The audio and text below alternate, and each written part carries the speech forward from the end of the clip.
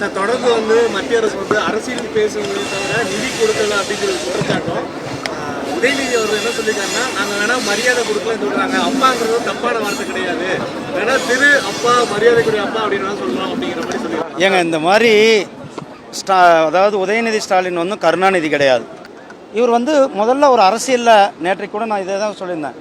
அரசியலில் இவர் ஒரு கத்துக்குட்டியாக இருக்கிறார். அரசியலில் நிறைய கற்றுக்க வேண்டி இருக்கிறது. அரசியலில் ஒரு பக்குவப்பட்ட தலைவராக அவர் நடந்து கொண்டால் தமிழகத்திற்கு, அதாவது மத்திய அரசோடு இணைந்து தமிழக அரசுக்கு வேலை செய்யும் பொழுது தமிழக அரசுக்கு தான் நல்ல பலன் கிடைக்கும்.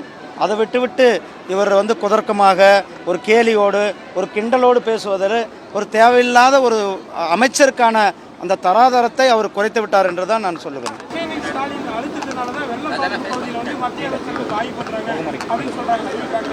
அதாவது வெள்ளம் பாதிப்பு என்பது எந்தவித வெள்ளமாகட்டும் அல்லது நிவாரணமாகட்டும் புயலாகட்டும் முதல்ல நிற்கிறது பாரதிய ஜனதா கட்சி அமைச்சர்கள், எங்களுடைய RSS அமைப்பு.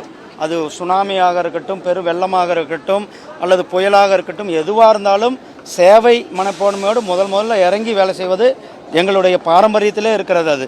அதாவது கேள்வி கேட்ட பிறகு போய் கிரவுண்டில் நிற்கிறது தான் திராவிட முன்னேற்ற கழகம். ஆனால் ஒரு பிரச்சனைன்னு வர்றதுக்கு முன்னாடியே கூட அதை ஆய்வு செய்து அது பிரச்சனை வரும்ன்றதை எதிர்பார்த்து அது முன்னெச்சரிக்கையோடு வேலை செய்வது பாரதிய ஜனதா கட்சி.